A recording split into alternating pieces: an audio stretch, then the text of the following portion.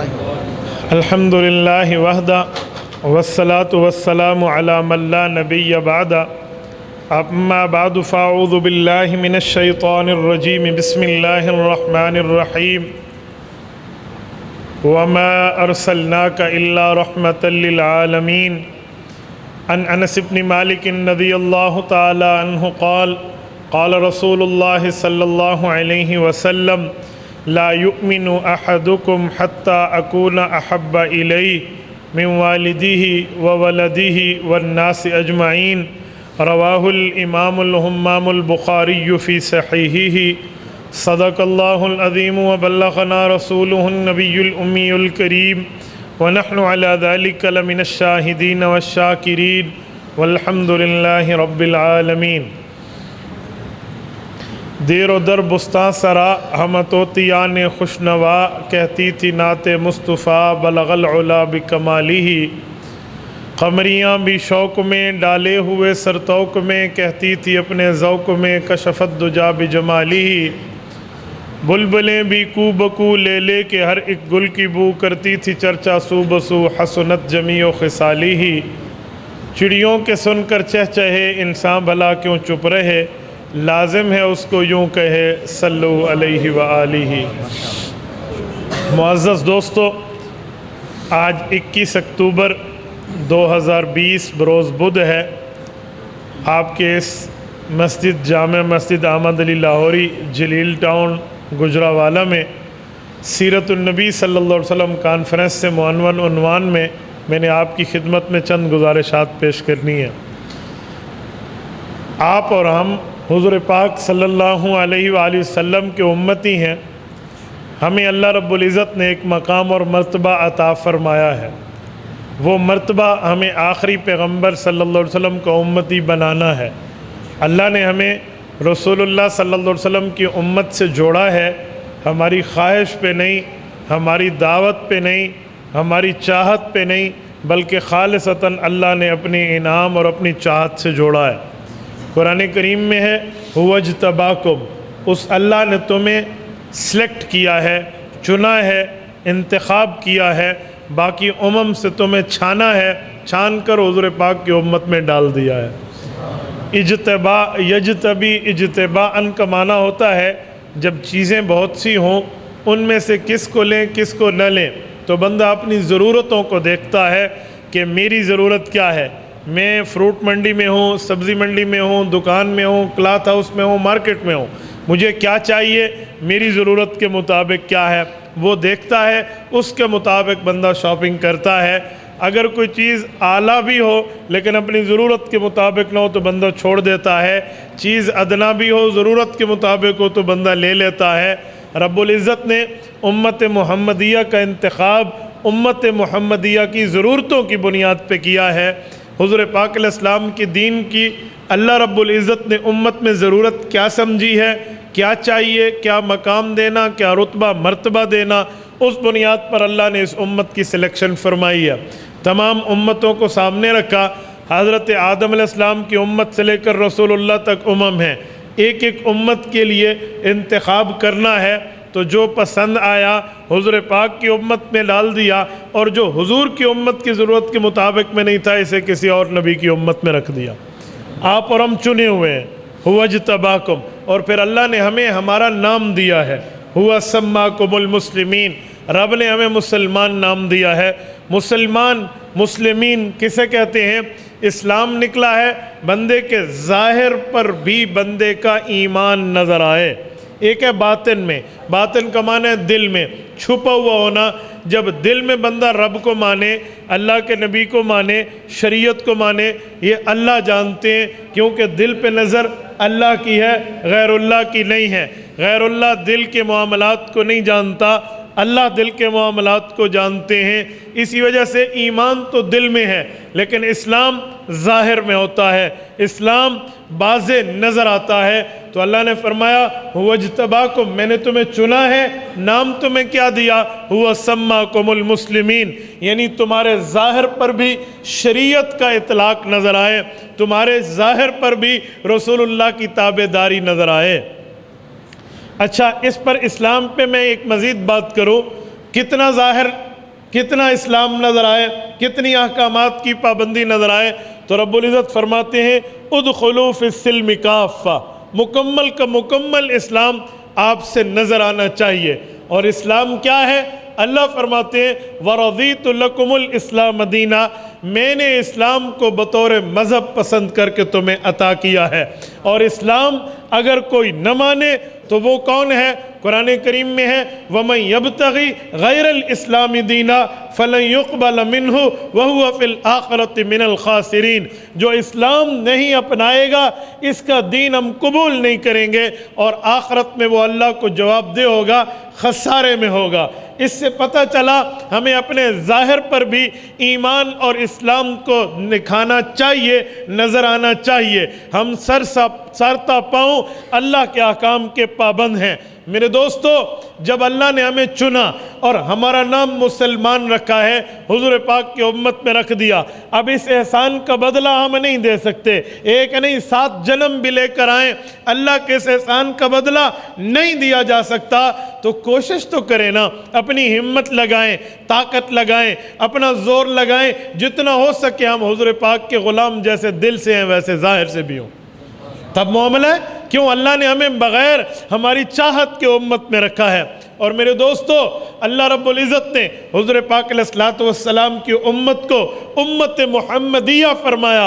हदीस पाक में है ये उम्मत कल क़यामत में उम्मत हम्मादून का लक़ब पाएगी, तारीफ़ करदा उम्मत। ये रसूलुल्लाह सल्लल्लाहु अलैहि वसल्लम की उम्मत क़यामत में अल्लाह के रसूल के साथ उठेगी। मेरे दोस्तों, ये उम्मत मुस्लिमा में हम अल्लाह की मर्ज़ी से हैं, तो इस मर्ज़ी का जितना शुक्र अदा करे उतना कम है।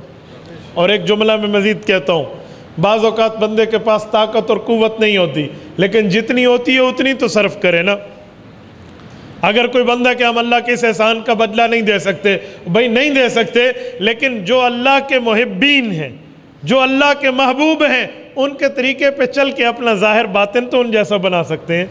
मैं एक जुमला समझाने के लिए कहता हूँ, फिर मैं बात आगे करूँगा। जितनी ताकत हो दीन के लिए उतना लगाना चाहिए, जितनी ताकत हो नेकी के लिए उतनी कर लेनी चाहिए, जितनी ताकत हो गुनाह से बचना उतना अपना लेना चाहिए।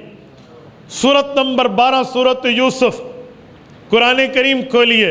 अल्लाह रब्बुल इज़्ज़त ने एक वाक़या ज़िक्र फरमाया है, वलकद हम्मत बिही व हम्म बिहा लौला अर्रा बुरहान रब्बी। इन आयात को देखो तो हमें एक पस मंज़र, तह मंज़र और हमारे लिए पेश मंज़र समझ आता है। वो क्या है? अल्लाह रब्बुल इज़्ज़त जिस वाक़ियों को ज़िक्र फरमा रहे हैं उसकी तफसील कुछ यूँ है। ज़ुलेखा वक़्त के बादशाह की बादशाहज़ादी बीवी है और इसको एक शख्स पसंद आया है जो वक़्त का नबी इब्ने नबी है, यूसुफ बिन याकूब बिन इसहाक बिन इब्राहीम अलैहिमुस्सलाम। ये पसंद आया, इसने तन्हाई का माहौल लिया, खलवत का माहौल लिया, लोगों से अलहदा आई है और इसने एक ख़ास रूम जो है ना तय किया है बुराई के इरादे से। वक़्त के बादशाह की बीवी हो तो उसे आम जगह तो नहीं, कोई ख़ास जगह चाहिए। रिवायात में आता है कि उसने 7 कमरों से सफ़र करके एक ख़ास बेडरूम में आई है। 7 दरवाजे पै दर पै बंद थे। यूसुफ अलैहिस्सलाम को बुराई की तरफ अपनी तरफ मायल करना चाहा, अपनी तरफ मुतवज्जे करना चाहा। उन्होंने फरमाया इन माअज़ल्लाह, क़ाल माअज़ल्लाह, मुझे अल्लाह की पनाह, मैं अल्लाह की पनाह चाहता हूँ, मैं गुनाह नहीं कर सकता। क्यों? नबी होता वो है जिसे कुरान करीम कहता है वकज़ालिका लिनस्रिफ़ अन्हु अस्सूअ वल फ़हशा, कि नबी गुनाहों से मासूम होता है। नबी से अल्लाह गुनाह होने नहीं देते, गुनाह उससे दूर होता है। तो हज़रत यूसुफ अलैहिस्सलाम ने इनकार किया है, क़ाल माअज़ल्लाह, वो है तलक की दावत दे रही है, करीब होने की दावत दे रही है, बुराई की दावत दे रही है, शैतानियत की तरफ माइल करना चाह रही है, लेकिन ये पीछे मुड़े हैं। जब पीछे मुड़े हैं, हज़रत यूसुफ अलैहिस्सलाम अल्हम्दुलिल्लाह साहिब ऐनैन हैं, आँखों वाले हैं, नज़र आ रहा है। मैं एक दरवाजे से गुजरा उससे लॉक किया गया, दूसरे से गुजरा उससे लॉक किया गया, पै दर पै 7 दरवाजे बंद हैं और जिसे मुड़ के मैंने देखा है मेरी कमर के पीछे जो दरवाज़ा है वो भी मुकफ़्फ़ल है, बंद है। लेकिन हज़रत यूसुफ उसकी तरफ चले हैं, چابی نہیں ہے اس تالے کی، اب تالا بظاہر کھلنے کے سبب بھی نہیں ہے، لیکن یوسف علیہ السلام نے دیکھا، اے یوسف بن یعقوب، جتنی طاقت رب نے تجھے دی ہے اتنی تو کر، باقی تیرے اللہ کے ہاتھ میں ہے۔ یہ دروازے کی طرف گئے ہیں کہ میں نے کراس اسے کرنا ہے، اگرچہ وہ بند ہے، ڈور از دا کلوزڈ، اب دروازہ بند ہو چکا ہے، اس کی اوپننگ کے لیے چابی چاہیے جو وہ ان کے پاس نہیں ہے، لیکن یہ دروازے کے قریب گئے ہیں، اللہ کی قدرت بالغہ، حکمت بالغہ نے کام کیا ہے، وہ دروازے کا تالا ٹوٹا، پھر اس کی کنڈی کھلی اور وہ دروازہ کھل گیا۔ دیکھو جتنی طاقت تھی اتنا چلے ہیں نا، پھر ایک دروازہ، پھر دوسرا، یوں 7 دروازے کراس کر کے حضرت یوسف باہر آئے ہیں۔ ایک کیا ہوا پوری تفصیل ہے، آپ علماء سے سن لینا، میری بات کا مطلب واقعہ سنانا نہیں ہے، میں ایک موتی چن کے آپ کی جھولی میں ڈالنے لگا ہوں کہ جب سارے دروازے بظاہر سبب کے بند ہو جائیں، پھر مسبب الاسباب کا دروازہ تو کھلا رہتا ہے، بندہ وہاں نظر ڈال دے تو اللہ پاک کریم ذات ہے، اللہ بڑا کرم فرماتے ہیں، رب العزت نے کرم کیا اور گناہوں سے چھٹکارا دے دیا۔ آج ہم اللہ کے چنے ہوئے ہیں، ہم اللہ کے اس احسان کا بدلہ نہیں دے سکتے، چنیدگی خداوندی کا بدلہ ہمارے بس طاقت میں نہیں ہے، لیکن جو اللہ کے محبین ہیں ہم اس راستے پہ چل کے اپنی طاقت تو صرف کر سکتے ہیں، اپنی محنت تو کر سکتے ہیں، بھئی جتنا ہے اتنا کرو۔ سنیے، شیطان سے اتنا ہی بچیے جتنا آپ کو اپنی زندگی سے پیار ہے۔ اللہ نہ کرے کوئی بندہ دریا میں غرق ہو رہا ہو، وہ ڈوب رہا ہو، جب ڈوبتا ہے تو کوئی آسانی سے جان کو دریا کے حوالے نہیں کر دیتا، ہاں جی میں ڈوب رہا ہوں، تیراکی اور سوئمنگ سے تو میں واقف ہی نہیں ہوں، چلو ڈوب رہا ہوں، نہیں، وہ ہاتھ پاؤں مارتا ہے۔ اور ہماری اردو میں ایک مقولہ ہے، ڈوبتے کو تنکے کا سہارا، کہتے نہیں کہتے؟ کیا مطلب؟ ڈوبتے کو تنکے نے نہیں بچانا، اس کے لیے کوئی ٹیوب تو نہیں ہے جس پر تیر کے آ جائے، کوئی لکڑی تو نہیں ہے، کوئی تختہ تو نہیں ہے جس پر لیٹ کے کسی جزیرے یا کسی کنارے یا کسی انڈس پر لگ جائے اور اس کی جو ہے نا راہ نجات بن جائے، جی نہیں، اس کے پاس تنکا ہے۔ تنکا کیا بچائے گا؟ کہا ڈوبتے کو تنکے کا بہانہ، تنکے کا کچھ چاہیے، ڈوبتے کو تنکے کا سہارا۔ تو کیا پتہ چلا، ایسے بندہ اپنی زندگی تنکے سے بھی بچتی ہو تو بندہ بچانے کا چانس ضائع نہیں کرتا، وہ اس کا رسک بھی لے لیتا ہے۔ ایسے گناہوں سے بچیں، رب کی نافرمانی سے بچیں، رسول اللہ کی ناراضگی سے بچیں، شریعت کو توڑنے سے بچیں، چاہے ہمارے پاس تنکے جتنی طاقت کیوں نہ ہو، ہم اللہ رب العزت کی رضا کے لیے تو چلیں گے۔ اچھا، اللہ نے ہمیں چنا، رسول اللہ کی امت میں رکھ دیا، اور جب ہم حضور پاک علیہ السلام کی امت میں آ گئے ہیں، اللہ کے رسول صلی اللہ علیہ وسلم نے اس امت کو قبول فرمایا ہے، اور کل قیامت میں ہم رسول اقدس صلی اللہ علیہ وآلہ وسلم کے ساتھ کھڑے ہوں گے۔ یہ کوئی کم شرف نہیں ہے، یہ اتنا بڑا شرف عزت ہے جس کے لیے وقت کے نبیوں نے اللہ کے سامنے ہاتھ اٹھائے تھے۔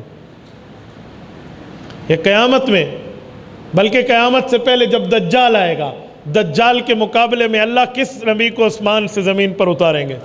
بولیے بولیے، کس نبی کو؟ سیدنا عیسیٰ بن مریم علیہ السلام اتر کے تشریف لائیں گے، اور یہاں پر آ کر وہ دجال کا مقابلہ کریں گے۔ حضرت عیسیٰ کیوں آئیں گے؟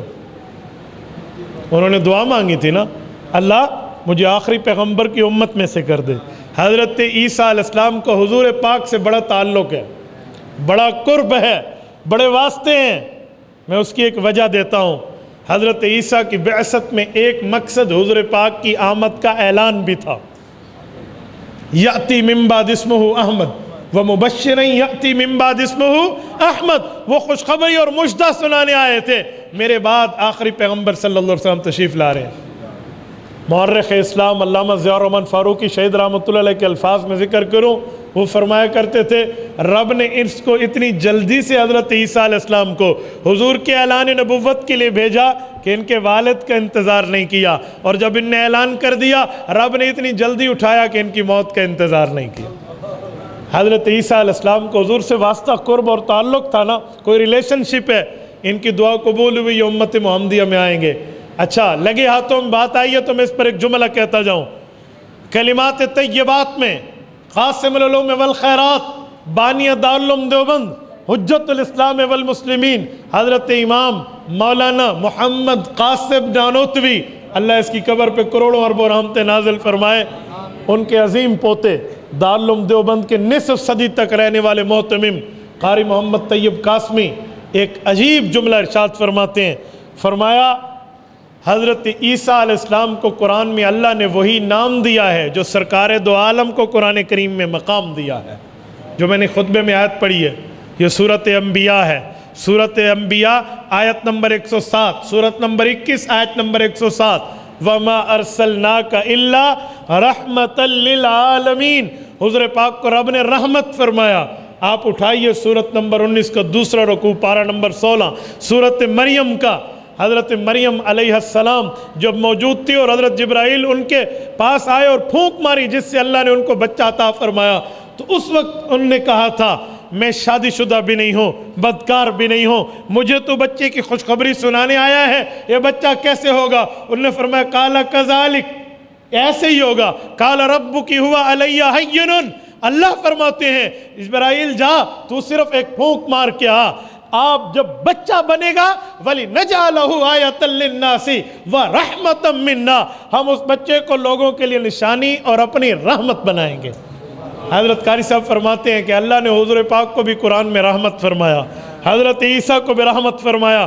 رحمت میں مماثلت اور مشارکت ہے، دونوں میں ایک ایک چیز مشترک تھی۔ ان میں کون سی چیزیں مشترک؟ وہ رب کی حکمت بالغہ کے علم میں ہے، لیکن بظاہر پتہ چلا رحمت للعالمین کی امت میں رحمت نبی کو قبول کیا گیا ہے۔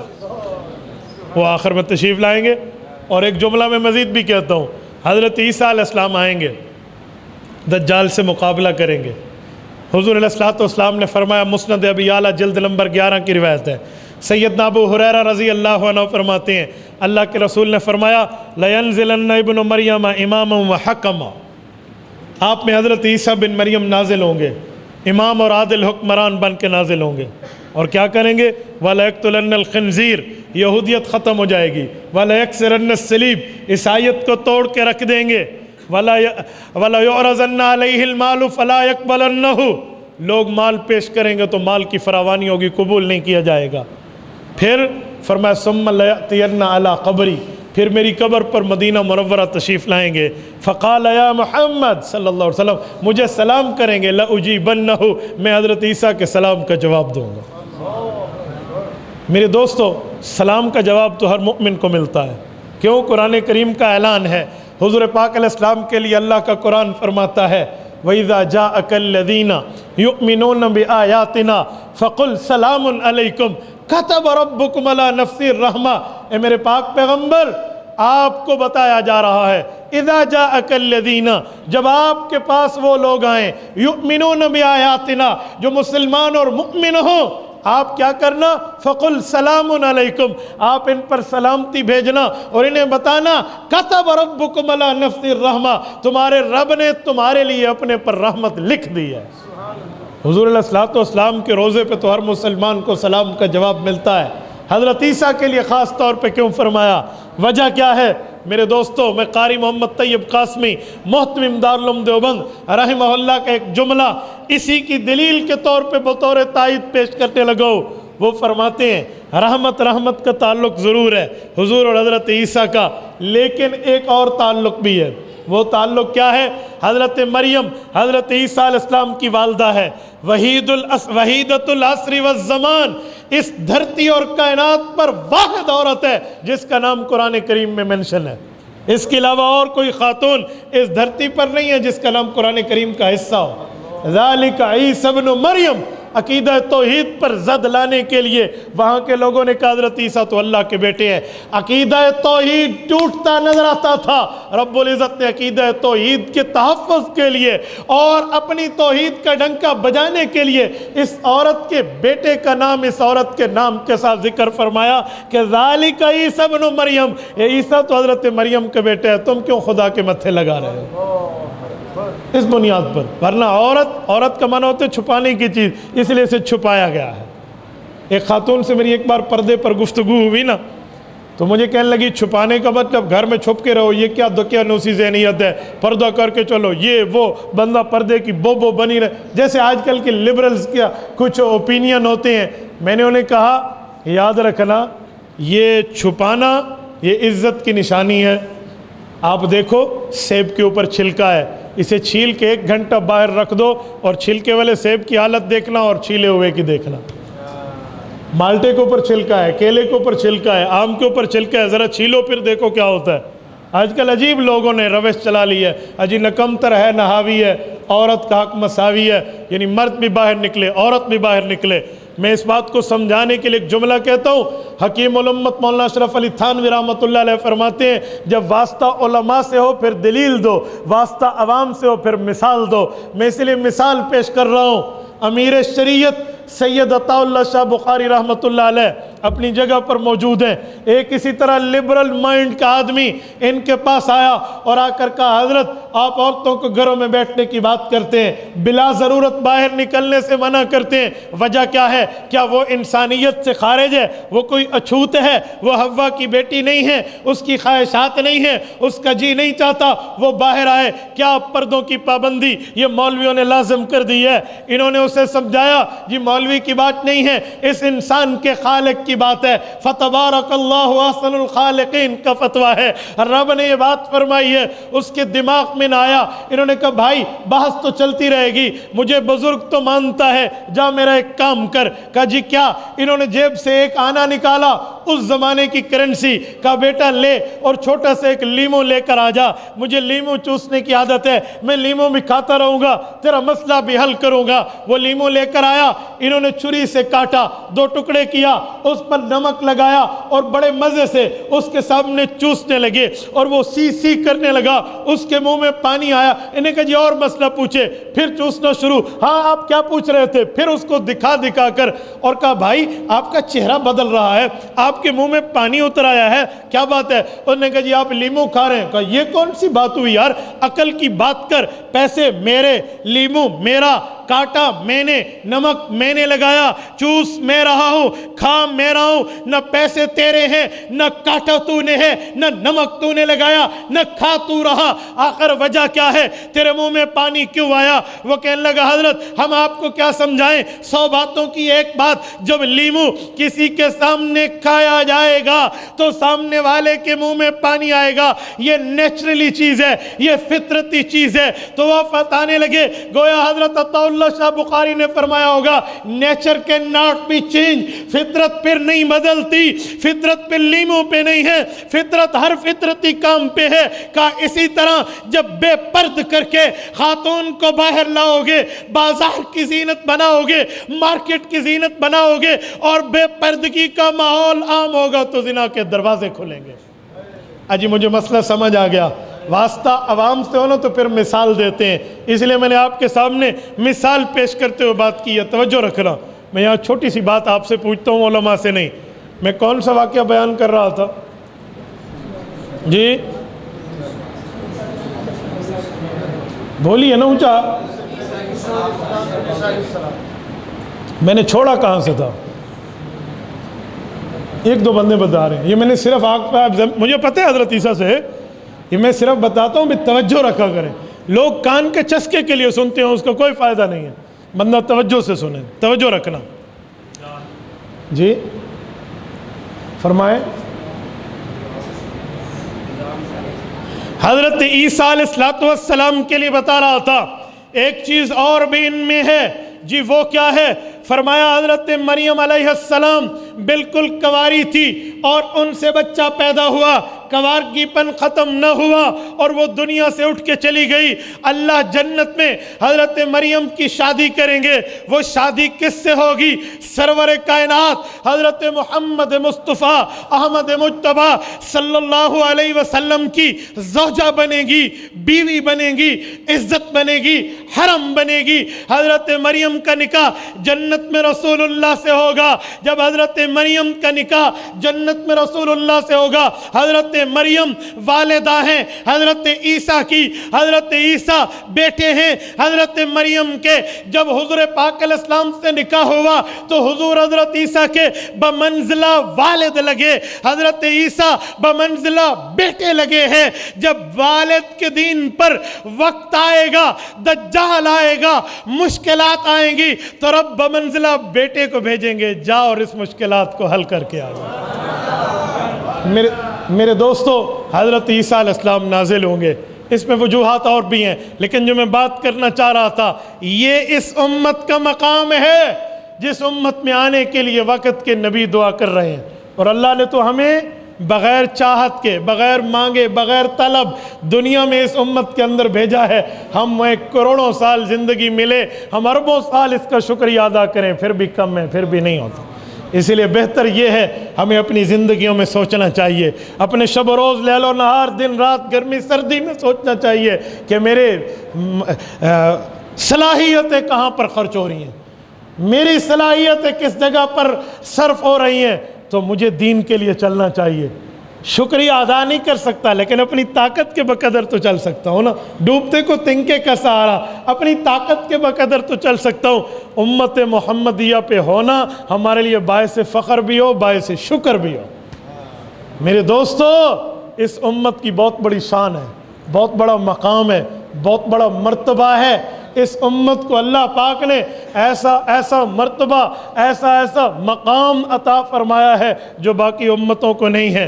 مثلا دوسرا پارہ پہلا صفحہ، رب العزت ارشاد فرماتے ہیں وَكَذَلِكَ جَعَلْنَاكُمْ أُمَّةً وَسَطًا، میں نے آپ کو امت اعتدال پیدا کیا ہے، لِتَكُونُوا شُهَدَاءَ عَلَى النَّاسِ، تاکہ تم باقی امتوں پر گواہی دے سکو۔ کیسے گواہی دیں؟ باقی امتوں پر گواہی کا مطلب کل قیامت میں ایک منظر یہ بھی آئے گا جب کچھ انبیاء کی امتیں اس بات سے انکار کر دیں گی کہ وقت کا نبی ہمارے پاس دعوت دین لے کر آیا تھا، انکار ہو جائے گا، تو اس امت پر گواہی پیش کرنے کے لیے امت محمدیہ کو بلایا جائے گا۔ امت محمدیہ گواہی دے گی میرے اللہ یہ کس بیانی سے کام لے رہے ہیں، یہ وقت کا نبی اس امت کے پاس آیا، اس نے آ کر تن من دھن لگایا، ان کو دعوت دین دی، دعوت الحق دی، شریعت کی طرف بلایا، ایمان و اسلام کی طرف بلایا، پر یہ نہ مانے اور آج جھوٹ بول رہے ہیں۔ رب العزت عالم الغیب والشہادہ ہیں، اس کے باوجود بھی امت محمدیہ کی شان کو واضح کرنے کے لیے ان سے گواہی دلائی جائے گی۔ جو رب کے سامنے جھوٹ بول سکتے ہیں سابقہ امتیں، وہ امت محمدیہ پر جرا بھی کر سکتی ہیں، ان کی زبانیں بول اٹھیں گی۔ ہمارے وقت تو یہ تھے نہیں، یہ کل کے بندے کہاں سے آ گئے، گویا بعد میں پیدا ہونے والے، کل سے برا یہ بعد والے کہاں سے آ گئے، انہوں نے آ کے ہمارے خلاف کیا گواہی دی، ان کو کیا پتہ۔ ابجیکشن شروع ہوگا، جرا شروع ہو جائے گی، تو امت محمدیہ کہے گی ہمارے پاس صادق الوعد الامین تشریف لائے تھے، ہمارے پاس صادق اور امین تشریف لائے تھے، انہوں نے آ کر ہمیں بتایا تھا اور ان کے بتانے پر ہم گواہی پیش کر رہے ہیں۔ یہ جو کہتے ہیں نا کہ گواہ کے لیے ہر جگہ موجود ہونا شرط ہے، یہ ضروری نہیں ہے۔ سچی گواہی پر بھی گواہی دی جا سکتی ہے، سچی گواہی پر بن دیکھے، سچی گواہی ہو، آپ تک سچ پہنچو، بن دیکھے بھی گواہی دی جا سکتی ہے۔ مؤذن اذان میں کہتا ہے اشہد ان لا الہ الا اللہ، میں گواہی دیتا ہوں اللہ ایک ہے۔ مؤذن نے رب کو دیکھا ہے؟ بولیے دیکھا ہے؟ تو پھر گواہی کیوں دیتی ہے؟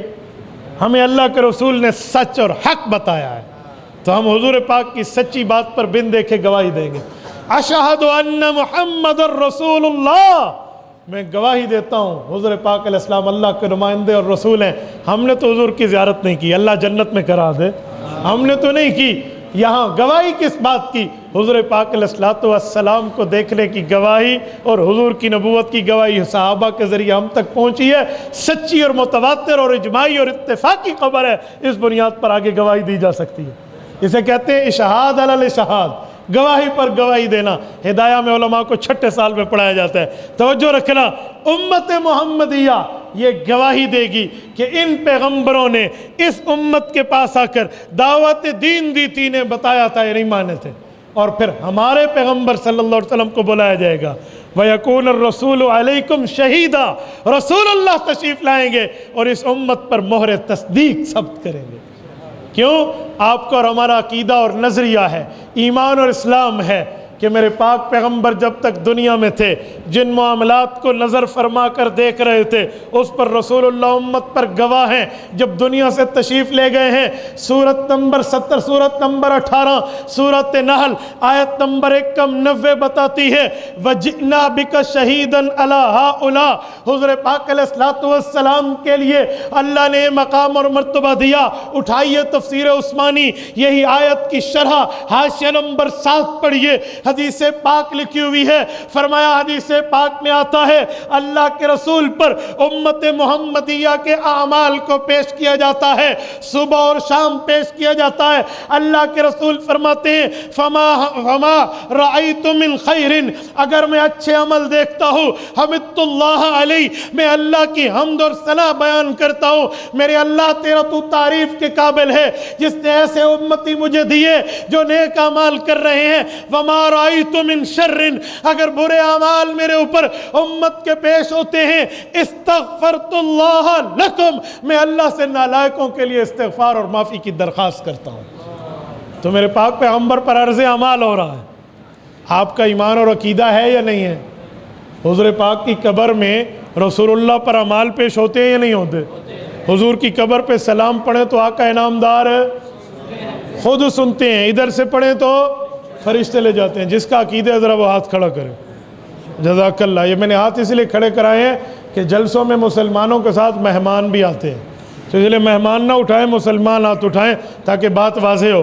میرے دوستو، رسول اللہ پر امت کے اعمال پیش ہو رہے ہیں تو گواہی تو بنتی ہے، اور دینے والے پہنچانے والے، وہاں گواہی پہنچانے والے کون ہیں؟ ان میں غلطی نہیں ہے۔ 28ویں پارے کا آخری صفحہ سورۃ التحریم رکوع نمبر 2، رب کائنات فرماتے ہیں لا یعصون اللہ ما امرہم ویفعلون ما یؤمرون۔ فرشتے وہ ہیں جو اللہ کی نافرمانی نہیں کرتے، وہ کر گزرتے ہیں جو رب انہیں حکم دیتے ہیں۔ ان کے ہاں گناہ نہیں ہے، نافرمانی نہیں ہے، وہ ملائکۃ اللہ ہیں، ان کے ہاں کوئی غلطی نہیں ہے۔ تو اس گواہی کی بنیاد پہ بھی گواہی دی جا سکتی ہے۔ تو یہ امت محمدیہ کا مقام، مرتبہ، حیثیت اور ویلیو ہے، اتنا رتبہ رب نے دیا ہے۔ حضور پاک کے روزے پہ روزانہ کی بنیاد پہ اعمال پیش ہو رہے ہیں۔ میں دعا کرتا ہوں اللہ ہم سب دوستوں کو حضور کے روزے پہ لے جائے، اور اللہ آپ کی برکت سے مجھے بھی لے جائے۔ میں سمجھانے کے لیے ایک بات کہتا ہوں، توجہ رکھنا۔ جس مسجد میں ہم بیٹھے ہیں نا، اس مسجد کا نام حضرت مولانا احمد علی لاہوری رحمۃ اللہ علیہ کے اس میں گرامی سے منسوب ہے۔ میں حضرت لاہوری کے لیے ایک جملہ آپ کو سمجھانے کے لیے کہتا ہوں، آپ توجہ رکھنا، توجہ آپ مجھے دیکھیں، میری آنکھوں میں آنکھیں ڈال کر بات سنیں۔ میرا ایک سفر میں، گزشتہ کچھ سفروں میں، ایک سفر پہ جب مدینہ طیبہ حاضری کا اتفاق ہوا تو حضرت لاہوری رحمۃ اللہ علیہ کے سلسلے کے ایک بزرگ مجھے وہاں ملے، مجھے فرمانے لگے آپ رسول اللہ صلی اللہ علیہ وسلم کے روزے پر سلام پڑھیں گے، آپ تمام آداب جانتے ہیں، جتنے میرے علم میں تھے میں نے بتا دیے۔ میں نے عرض کر دیے یوں سلام کرنا ہے، استشفاء کی درخواست کرنی ہے، جتنے دوستوں نے سلام دیے تھے وہ سلام پیش کرنے ہیں، پھر حضرت ابوبکر، حضرت عمر رضی اللہ عنہما خدمت میں سلام پیش کرنے ہیں، یہ ترتیب پوری پیش کی۔ وہ فرمانے لگے جی بالکل ٹھیک ہے۔ ایک بات ہمارے شیخ حضرت مولانا احمد لاہوری رحمہ اللہ کا ذوق ہے، وہ بھی ساتھ پیش کرتے جائیے، اور وہی ذوق میں آپ کو سنوانے لگا ہوں، توجہ رکھنا۔ وہ فرماتے ہیں کہ حضرت لاہوری رحمۃ اللہ علیہ جب تشریف لایا کرتے تھے روضہ نبوی پر، گنبد خضراء پر، جس جگہ مقام پر صلاۃ و سلام پیش کیا جاتا ہے، مواجہ شریف پر، مواجہ شریف کا معنی ہوتا ہے فیس مبارک، حضور پاک علیہ السلام کا چہرہ انور جس طرف ہے، تو ادھر جب حضرت لاہوری آتے صلاۃ و سلام پڑھتے جیسے امت پڑھتی ہے، درود شریف پڑھا جاتا، سلام پیش کیا جاتا، صحابہ کرام کی خدمت میں جنہوں نے سلام دیا ہوتا وہ پیش ہوتا، استشفاء کی درخواست ہوتی، اور اس کے بعد ایک کام کرتے حضرت لاہوری فرماتے کہ اس موقع پہ اللہ کے رسول کے سامنے کلمہ پڑھ کے اپنے ایمان کا گواہ بنا دو۔ کہا وہ کیسے؟ کہا میرے پاک پیغمبر امین ہے، صادق اور امین، صادق سچ بولنے والا، امین جو امانت دار ہو، اور حضور کبھی امانت میں خیانت نہیں کرتے۔ کہا کلمہ پڑھ کے اپنے ایمان اور کلمے کی امانت حضور کے حوالے کر دیں۔ میرے پاک پیغمبر امانت میں خیانت نہیں کرتے۔ جب 100 کافر تلواریں اٹھا کر گھر کا گھیرا لگا کر ٹھہرے تھے، تبھی حضرت علی ابن ابی طالب رضی اللہ عنہ کو طلب فرمایا علی آپ میرے بستر پر سو جاؤ۔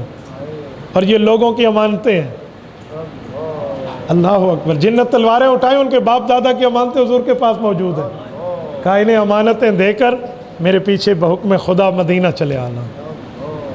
اور یہاں پر میں ایک جملہ کہتا ہوں، حضرت علی المرتضیٰ کے بارے میں لکھا ہے کہ حضرت علی فرماتے ہیں حضور نے مجھے فرمایا تھا صبح اٹھ کے انہیں دے دینا، صبح اٹھ کے انہیں دے دینا۔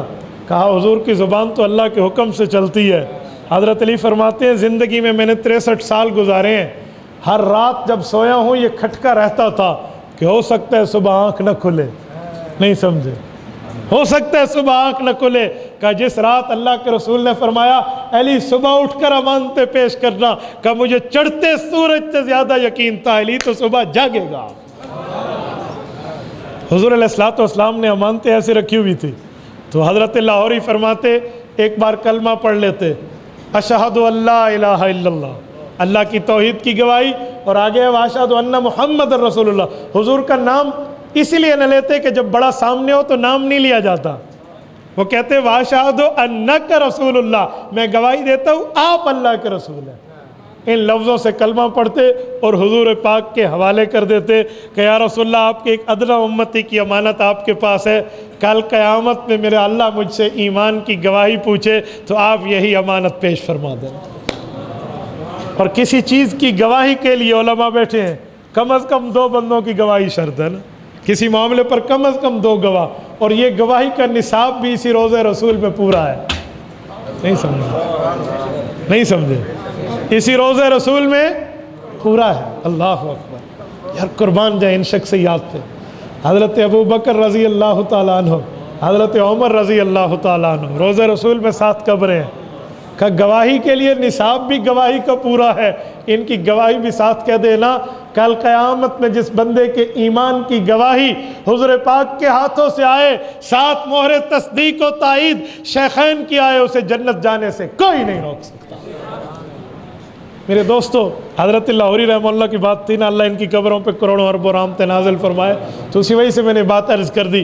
میری بات کا مطلب ہم حضور پاک کی امت میں سے ہیں، یہی شان اور مقام اور مرتبہ حیثیت اور ویلیو لے کر آئے ہیں، یہ عام نہیں ہے، یہ اہم ہے۔ عام نہیں ہے، یہ اہم ہے، اور اہم چیز کو اہم طرح سنبھالا جاتا ہے، اہم چیز کی حفاظت اہم طرح کی جاتی ہے۔ میرے دوستو، آنکھیں باہر ہیں، ناک باہر ہے، کان ہاتھ باہر ہیں، لیکن دل اندر چھپا ہوا ہے، ایمان اہم ہے، اس پر پردہ لگا ہوا ہے، بالکل سیونگ پوائنٹ پہ موجود ہے جہاں کسی کی بات نظر بھی نہیں پہنچ سکتی۔ تو جو اہم چیز ہوتی ہے اسے سنبھالا جاتا ہے۔ امت محمدیہ میں امتی ہونا یہ ایک اہم رتبہ ہے، اہم میڈل ہے، اہم مرتبہ ہے، اس کی حفاظت بھی کرنا سیکھیں۔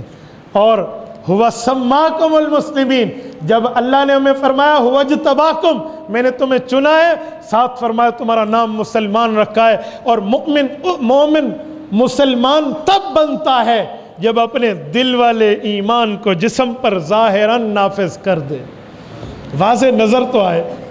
میں ایک بات کہتا ہوں، ناراض نہ ہونا، لوگ سنت رسول کے خلاف چہرہ بناتے ہیں، میں کسی پر اعتراض نہیں کر رہا اور نہ کسی کا دل دکھا رہا ہوں، صرف ایک سمجھانے کے لیے بات کرتا ہوں۔ میرے بھائیوں، یہ واحد قبر میں ایمان کی نشانی ہمارے ساتھ ہوگی۔ یہ کپڑے اتر جائیں گے، یہ پگڑی اتر جائے گی، کفن ہوگا، وہ بھی سلا ہوا نہیں انسلا ہوا، وہاں ایمان کی بظاہر نشانی، یہ واحد حضور کی سنت ہے جو ہمارے ساتھ آخرت میں جائے گی، واحد سنت ہے۔ ہمیں اپنا چہرہ رسول اللہ کے چہرے کی طرف بنانا چاہیے۔ یاد رکھو، دنیا میں جس شخصیت کے لیے انگلیاں کٹی ہیں نا، وہ ایک ہی یوسف ہے، وہ ایک ہی یوسف ہے، اور وہ داڑھی والا تھا۔ اس سے پتہ چلا داڑھی سے حسن متاثر نہیں ہوتا، داڑھی سے حسن متاثر نہیں ہوتا۔ جن کی داڑیاں نہیں ہیں وہ ایک بات طے کر لیں اور اللہ سے عرض کریں، میرے مولا میں گناہ گار ہوں، مجھے توفیق عطا فرما دے۔ کیوں؟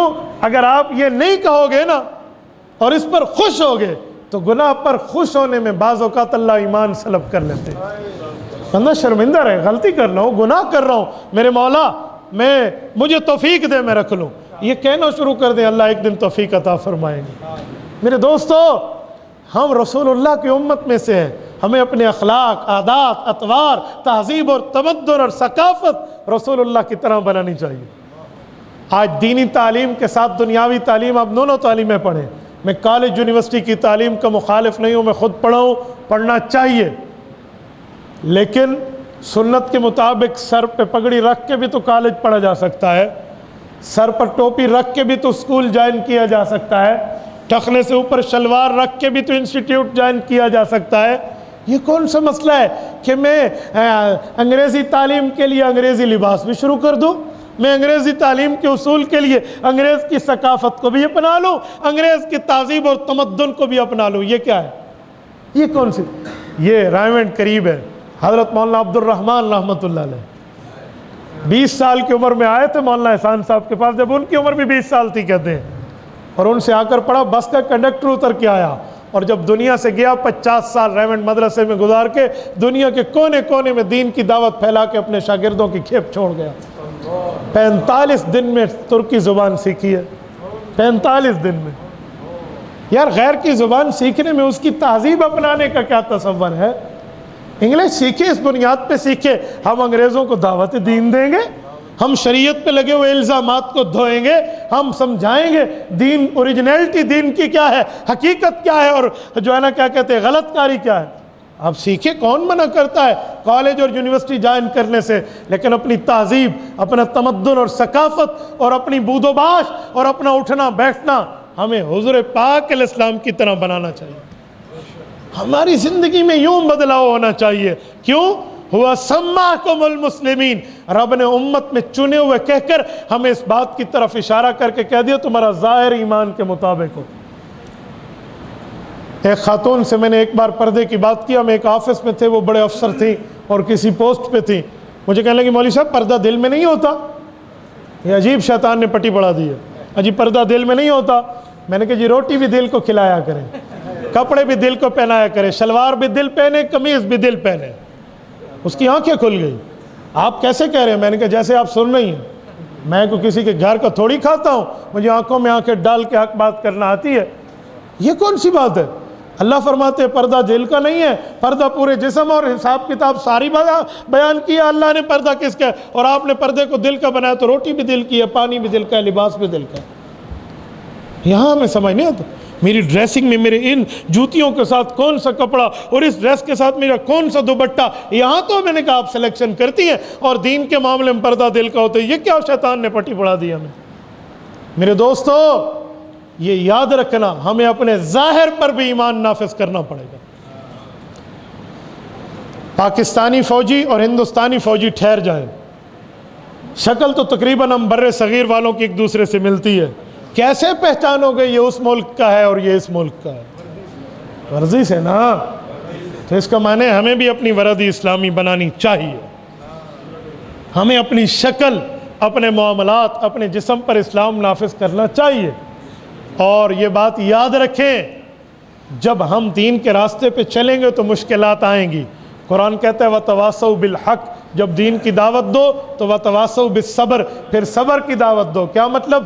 دین پر مشکل آئے، مشکل کو خندہ پیسانی سے سہ لو، دین کے معاملے کو نہ چھوڑو، یہ صبر ہوتا ہے۔ صبر علی الطاعہ، صبر عن المعاصی، یہی ہے کہ آپ اس کو چھوڑ کے اس پر مضبوط رہو۔ اور یاد رکھو، خدا کی قسم دین میں جتنی برکات ہے نا، بندہ حیران ہو جائے گا۔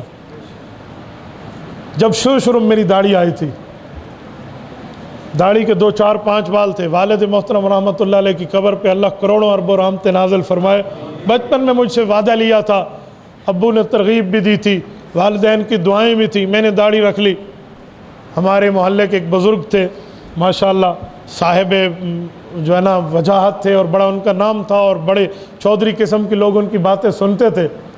تو مجھے ایک دن کہنے لگے کہ پتر نائی کی دکان پہ حجامت بنوا رہا ہوں، اور یہ پتر اے 2 ہی تے بال نے نا، انہوں کٹا لے کی ہوندہ ہے، تیری عمر ہی کنی ہے، بڑا دن تسی جینا ہے، کٹا دو 2 بال، کتنی عمر ہے بیٹا، کچھ نہیں ہوتا۔ میں نے کہا چاچا جی ابو کہتے ہیں دینداری جسم پہ بھی ہونی چاہیے، اس لیے او پتر اسی دیندار نہیں، ہم دیندار نہیں ہیں۔ شروع میں تو میں نے آرام سے بات کی، لیکن بچپن سے ایک بات ہے، حق سمجھتا ہوں تو اسے کہتا ہوں چاہے دار پہ کہنا پڑے، یہ بات نہیں، حق حق ہے۔ تو میں نے کہا چاچا جی آپ چھٹا کلمہ مجھے سنا دیں، میں داڑھی کٹا لیتا ہوں، مینوں پتہ سی نو دوسرا نہیں ہوندا۔ چھٹا تو میں انہوں نے رعایت کی تھی ہے نا، وہ میرے منہ کو یوں دیکھنے لگا، پھر وہاں ورگے بندے نال اینج گل کریں دیئے، میں نے کہا حضور جو سنت تے اینج گل کریں دیئے، باپ کے عمر کے بندے سے بات کرنے کے آداب تو مجھے سکھاتا ہے، امام الانبیاء کی سنت پہ کون سے تیرے ہاتھ کے طوطے اڑ گئے ہیں؟ 2 بالیں کٹا لو۔ میں نے کہا آپ بات کرنے سے پہلے کچھ ذرا سمجھ کے بات کرتے، عجیب بات ہے، آپ چھٹا کلمہ مجھے سنا دیں، چلو چھوڑے، میں نے کہا 5واں سنا دیں۔ جب میں چوتھے نمبر پہ آیا نا، وہ اٹھ کے چلا گیا، مجھے نائی کہنے لگا بس کر ہوئے اتنا تذلیل نہیں کریں گا، بس کر، چھڑ دے۔ یار عجیب بات ہے، جس کو دوسرا کلمہ نہیں آتا، گھر میں شناختی کارڈ سے روٹی ملتی ہے اور وہ بھی اوریجنل شناختی کارڈ دکھا کر، فوٹو سٹیٹ نہیں چلتا، یہ بھی رسول اللہ کی سنت پہ بولتا ہے۔ عجیب حساب ہے، دنیا میں عجیب ماحول چلا گیا ہے۔ میں بعض اوقات بہت حیران ہوتا ہوں، یقین مانے میں اتنا حیران ہو جاتا ہوں کہ مجھے بعض اوقات اتنی حیرانگی ہوتی ہے کہ اس تعلیم نے ہمیں دین تو نہیں سکھایا، کیا سکھایا؟ اس لیے کالج یونیورسٹی پڑھیں لیکن دین بھی پڑھیں، دین اپنے بچوں کو بھی پڑھائیں۔ میں اللہ کے گھر میں بیٹھا ہوں، میں جھوٹ بولوں اللہ کی مدد میرے سے ختم ہو جائے گی۔ ایک جنازہ پڑھانے کے لیے آگے ٹھہرا اور یوں کرنے لگا نا اللہ اکبر تکبیر، اس کے بیٹے نے مولانا میرا یوں بازو پکڑا، ایکسکیوز می، میں نے کہا جی فرمائے، مینوں جنازہ نہیں ہوندا، میں 3 واری کل واللہ شریف پڑھ لیوا۔ کیڈٹ کالج کے اسٹوڈنٹ ہے اس کا بیٹا۔ اب بتائیں جب ایک والد دنیا سے چلا جائے اور بیٹا اسے جنازہ پڑھنے کو تحفہ بھی باپ کو نہ دے سکے، اس تعلیم کا فائدہ ہے، اس پر میں نے زندگیاں لگائی ہیں۔ پر سبجیکٹ میں جو ہے نا کیا کہتے ہیں 1000 روپیز دے کر پڑھ اور پڑھا رہا ہوں، اور میرے حالات یہ ہیں۔ میں نے کئی بندوں کو دیکھا جنہیں دعائے قنوت نہیں آتی، وہ کل اللہ پہ گزارا کر کے بیٹھے ہوئے۔ میرے دوستو کہاں تک یہ معاملہ چلے گا؟ کہاں تک بندہ آگے جائے گا؟ دین کے لیے بندہ آگے چلنا سیکھے، دین کے لیے آگے لڑنا سیکھے، دین کے لیے آگے بات کرنا سیکھے، اور دین کے 2 جملے سیکھ لے۔ ہمیں اپنا کچھ نظر نہیں آتا اور پتہ نہیں کیا سے کیا۔ ایک بندے نے بڑی اچھی بات کی ہے، اس نے کہا جی صبح نماز میں 10 بندے ہوتے ہیں اور دن چڑھنے سے فیس بک پر ہر بندہ مفتی بن کے بیٹھا ہوتا ہے۔ ہر بندہ آج مفتی بن کے بیٹھا ہوا ہے، دین کے مسئلے بتا رہے ہیں، اور ہم صرف مفتی نہیں ہیں، لوگ ڈاکٹر بھی ہیں۔ کوئی کہے گا نا میرے پیٹ میں درد ہے، جی فلاں گولی کھا لو، اسے نہیں پتہ یہ کڈنی پیشنٹ ہے، اس کا سائیڈ ایفیکٹ بھی ہوتا ہے۔ کوئی اور تکلیف بھی ہوتی ہے، اسے نہیں پتہ، وہ کہتا ہے جی کر لو، جی میں ان کے تو ہو جاتی ہے نماز، ہو جاتی ہے، اللہ بڑا غفور رحیم۔ ہر بندہ مفتی بھی ہے، ہر بندہ ڈاکٹر بھی ہے۔ کتنا اچھا ہمارا ملک ہے، بغیر ڈگری کے بندے نے عہدہ حاصل کر لیا۔ یار ہمیں کچھ سوچنا چاہیے، دنیا اور دین کے معاملے میں بھی اتھینٹک علماء دیکھا کریں۔ آپ ڈاکٹر کے لیے اچھے سے اچھا ڈاکٹر تلاش کرتے ہیں، عطائی ڈاکٹروں کے پاس نہیں جاتے، اچھے سے اچھا ڈاکٹر تلاش کرتے ہیں۔ کیوں؟ جی جان کا مسئلہ ہے، ہو سکتا ہے کچھ کام خراب ہو جائے۔ تو دین کے معاملے میں ایمان کا مسئلہ ہے، یہاں بھی اچھے سے اچھے معاملہ دیکھا کریں۔ میرے دوستو میری بات کرنے کا مطلب هو اجتباکم، ہم اللہ کے چنے ہوئے ہیں، امت محمدیہ میں ہیں۔ ہماری اس امت کی بہت بڑی شان، مقام، مرتبہ ہے۔ ہمیں اپنے مرتبے کے مطابق اپنی بود و باش بنانی چاہیے، ہمیں اپنے مرتبے کے مطابق اپنا اسٹیٹس رکھنا چاہیے، اپنی حیثیت رکھنی چاہیے، ویسے ہی چلنا چاہیے۔ اور ایک جملہ میں مزید کہتا ہوں، یہ آج تقریباً ہر چھوٹے بڑے کے موبائل میں موجود، چھوٹے بڑے کے جیب میں موبائل موجود ہے۔ اس موبائل کا اچھا استعمال کرنا سیکھیں اور اچھا استعمال آگے سمجھائیں، اپنے لیے بھی اپنے بچوں کے لیے بھی۔ ایسا نہ ہو کہ یہ موبائل ہماری نیکیوں کو برباد کر جائے۔ سنو میں حدیث پاک سنانے لگا ہوں، رسول اللہ صلی اللہ علیہ وسلم کی حدیث ہے، حضرت ثوبان رضی اللہ عنہ کی روایت ہے ابو داؤد شریف میں۔ اللہ کے رسول فرماتے ہیں کل قیامت میں ایک شخص آئے گا، اپنے ساتھ نیکیوں کے ڈھیر لائے گا اور تہامہ پہاڑ جتنی نیکیاں لے کر آئے گا، اور وہ جب اللہ کی دربار میں آئے گا رب العزت اس بندے کی نیکیوں کو یوں پھونک سے اڑا دیں گے، وہ اڑ جائیں گی۔ وہ حیران ہوگا میری اتنی زندگی کی نیکیاں ختم ہو گئیں۔ بھائی گناہ کیا تھا؟ بتایا جائے گا اس کے پاس نیکیاں تو تھیں، یہ مجمع میں نیک بنتا تھا، لوگوں کے سامنے بہت اچھا تھا، جب تنہائی میں جاتا تھا تو رب کو ناراضگی کے کام کرتا تھا، رب کو ناراض کرنے والے کام سر انجام دیتا تھا۔ یہ موبائل اس پر بہت بڑا گواہ ہے۔ اپنی سرچنگ کو دیکھ لیں، میں کسی پر الزام عائد نہیں کرتا، اپنی سرچ لسٹ کو ہم دیکھ لیں، ہم کیا سرچ کرتے ہیں تنہائیوں میں، میرے دوستو فیصلہ ہو جائے گا۔ اس موبائل کا استعمال ٹھیک کرنا سیکھیں۔ اپنی اولاد کو دیا ہے تو ان پر نظر نگرانی ضرور رکھیں۔ اس کا یہ مطلب نہیں ہے آپ کی اولاد کی بری ہے، لیکن بچے ہیں، شیطان ورغلا لیتا ہے، ان پر نظر چیک اینڈ بیلنس رکھیں۔ ناراض نہ ہونا، میں بھی بہن اور بیٹیاں رکھنے والا ہوں۔ جس گھر میں کسی بہن بیٹی کو کھلے عام موبائل دے دیا جائے اور اس گھر کے بڑے اس پر چیک اینڈ بیلنس نہ رکھیں، اس گھر کے دروازے کو تالا لگانا اور اس گھر کے دیواروں کو اونچا کرنے کی پھر کوئی فائدے نہیں ہوتے، پھر کوئی فائدے نہیں۔ معاشرت تباہ ہو گئی ہے ہماری۔ ہم گھر جائیں گے اس میں گھس جائیں گے، نہ بیوی کے لیے ٹائم ہے نہ بچوں کے لیے ٹائم ہے۔ میرے دوستو کوئی وقت رکھیں، ایک وقت رکھیں، اس وقت میں جو آپ نے جتنا کام سر انجام دینا دے دیں، باقی اپنی معاشرت تو رکھیں نا۔ ایک کمرے میں 10 بندے بیٹھے تھے، کہنے لگے حضرت دیکھیں اس نے فاصلے مٹا دیے ہیں۔ میں نے کہا جی آدھی بات ہے۔ وہ کیسے؟ میں نے کہا دور کے فاصلے مٹا دیے ہیں، قریب کے فاصلے بڑھا دیے ہیں۔ ایک کمرے میں ماں اور بیٹی بیٹھے ہیں، ایک کمرے میں بیٹا اور باپ بیٹھے ہیں، لیکن ان کا رابطہ ایک دوسرے سے نہیں ہے، دور دور ہے۔ اگر دور کے فاصلے گھٹائے ہیں تو قریب کے فاصلے بڑھائے بھی تو ہیں نا۔ تو میرے دوستو اس کے ساتھ ایک جملہ اور بھی کہوں، لوگ گانے سنتے بھی ہیں، شیئر بھی کرتے ہیں، بلوٹوتھ انفراریڈ میں بھی دیتے ہیں۔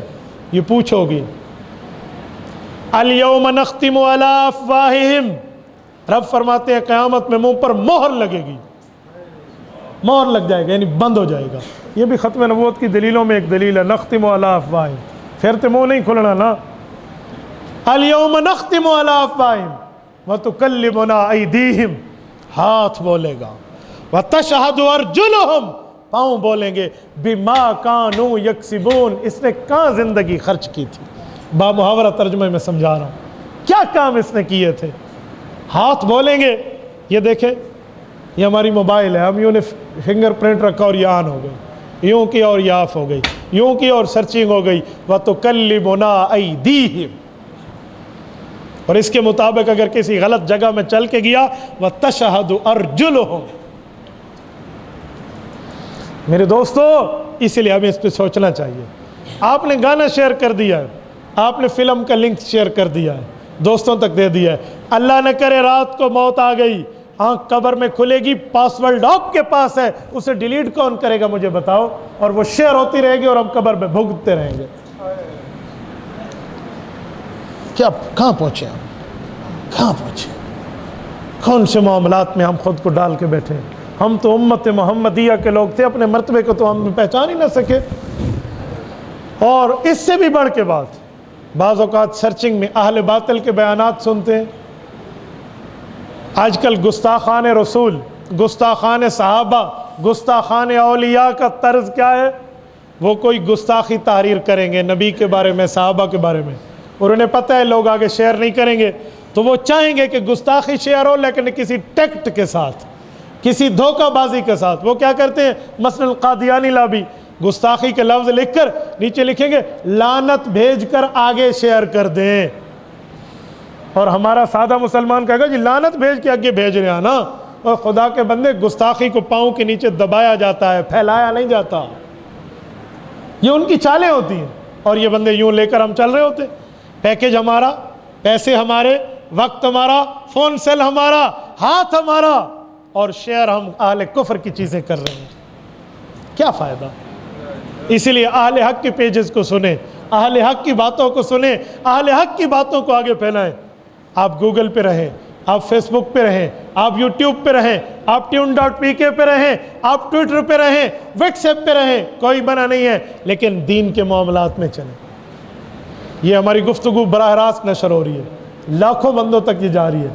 آپ یوٹیوب پر لکھیں مفتی عبدالواحد قریشی، آپ کو ہمارا چینل ملے گا، آپ اس کو سبسکرائب کریں، روزانہ کے لیکچرز ملیں گے۔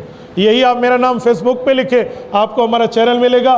7.5 لاکھ سے زائد الحمدللہ ہمارے پاس فالوورز ہیں، اور 3.5-4 لاکھ کے لگ بھگ لائکس ہیں۔ ایک کلک پر 11 لاکھ آدمیوں کے پاس جاری ہوتی ہے چیز۔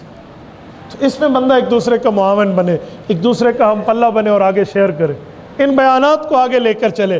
یقین مانیں جب بندہ ان چیزوں کو آگے لے کر چلتا ہے نا، خدا کی قسم پھر دینی معاملات میں تعاون کی خاطر رب کی رحمتیں بندے پر اترتی ہیں۔ تو اسی لیے اہل حق کے پیجز کو سنو، ورنہ نہ سنو۔ پھر ایک بندہ مجھے کہنے لگا آپ لوگوں کو نیٹ کی دعوت دیتے ہیں، انٹرنیٹ چلاؤ، میں نے کہا نہیں۔ کہتا ہے پھر کیوں کہتے ہیں آپ ان پیجز کو لائک کریں؟ میں نے کہا جب حضرت جی مولانا الیاس دہلوی رحمۃ اللہ علیہ نے عورتوں کی تبلیغی جماعت شروع فرمائی تو کسی نے کہا حضرت جی تسی تے عورتوں کو گھر تو باہر کٹ دیتے ہیں، آپ نے عورتوں کو گھر سے باہر نکال لیا۔ حضرت نے فرمایا جی نہیں، یہ گناہ میرے متھے نہ لگاؤ۔ الیاس دہلوی نے دیکھا ہے عورتیں گھر سے باہر نکلی ہوئی ہیں، بازار گئی ہوئی ہیں، الیاس دہلوی نے رخ بدلا ہے، بازار نہ جاؤ، اللہ والوں کے پاس آؤ۔ میں نے کہا لوگ ویسے ہی انٹرنیٹ استعمال کرتے کو میرے کہنے پہ انہوں نے آئی ڈی لائک نہیں کرائی ہوئی، میں نے رخ بدلا ہے۔ بے ایمانوں کو نہ دیکھو، ایمانداروں کو دیکھو، ہم نے بھی رخ بدلا ہے، کریں گے انشاءاللہ۔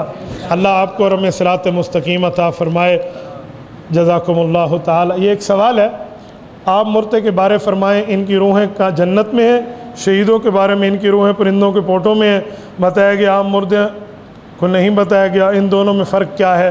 میرے بھائی اس جلسے میں کون کون آیا ہے؟ یہ تو بہت سے بندے ہیں، لیکن کس کا نام بڑا لکھا گیا ہے وہ مفتی عبدالواحد قریشی ہے۔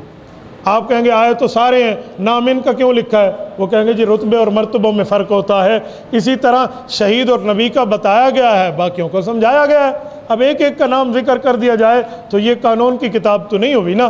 باقی روح جب نکلتی ہے، عام بندے کی روح اس جگہ جا کر پہنچتی ہے جو اس کا مستقر ہے، اعلیٰ علیین میں یا سجین میں، اور وہاں سے روح کا جسم سے تعلق رہتا ہے۔ کیوں؟ جب روح نکل جائے، قرآن کہتے ہیں بندہ پھر بھی زندہ ہوتا ہے۔ سورت نمبر 39 سورت زمر آیت نمبر 42، اللہ یتوفی الانفس حین موتها واللتی لم تمت فی منامها فیمسک التی قضی علیہا الموت ویرسل الاخری الی اجل مسمی۔ رب فرماتے ہیں میں دو کی روح نکالتا ہوں، ایک سونے والے کی، ایک مرنے والے کی۔ حالت نیند میں سونے والے کی روح جسم میں نہیں ہوتی، یہ اللہ کا قرآن سورت نمبر 39 سورت زمر آیت نمبر 42 بتاتی ہے کہ نیند میں روح نہیں ہوتی۔ تو نیند والا زندہ ہے یا مردہ ہے؟ روح تو نہیں ہے۔ یتوفی الانفس زندہ کیوں ہے؟ آپ کہیں گے باہر رہ کر تعلق رکھتی ہے تو نیند والا زندہ ہے۔ اور بھائی اگر نیک بندہ ہے، اس کی روح علیین میں ہے، قبر سے تعلق رکھتی ہے، اس کو حیات ہے۔ برا ہے، روح سجین میں ہے، قبر سے تعلق رکھتی ہے، وہ عذاب سمجھتا ہے، وہ ثواب سمجھتا ہے۔ باہر رہ کر اللہ اللہ خیر صلی اللہ، اس پہ کوئی مسئلہ نہیں ہے۔ اور شہیدوں کا معاملہ اس سے بہت اوپر ہے، ان کی حیات تو بہت قوی ہے، اور اللہ پاک نے انہیں مردہ کہنے سے اور مردہ سوچنے سے منع فرمایا۔ ولا تقولوا کہہ کر مردہ کہنے سے، ولا تحسبن فرما کر مردہ سوچنے سے منع فرمایا۔ اور نبیوں کا معاملہ تو شہیدوں سے بھی بہت اوپر ہے۔ کیوں؟ شہید تب بنا ہے جب نبی کا کلمہ پڑھا ہے، اور جس کا کلمہ پڑھا ہے اس کا رتبہ کہاں ہوگا؟ تو میرے دوستو اس لیے یہ بات نہیں ہے۔ ایک بندہ مجھے کہنے لگا حیات میں فرق ہے، میں نے کہا جی فرق ہے۔ کہتے کیسے؟ میں نے کہا اپنے چہرے کو کبھی شیشے میں دیکھا ہے؟ شیشے میں اپنے چہرے میں، آئینے میں اپنے چہرے کو دیکھ تو تجھے حیات کا فرق سمجھ آئے گا۔ جی وہ کیسے؟ میں نے کہا جب آپ آئینے میں گئے، اللہم حسنت خلقی، اے اللہ تو نے میرا چہرہ خوبصورت بنایا، فحسن خلقی، میرے اخلاق خوبصورت بنا دے۔ یہ آپ نے دعا پڑھی، اس کے بعد آپ نے دیکھا میری آنکھ بھی زندہ، مجھے نظر آ رہا۔ آپ نے دیکھا رخسار بھی زندہ، اس پر محسوس ہو رہا۔ داڑھی کا بال بھی زندہ، یہ بڑھ رہا۔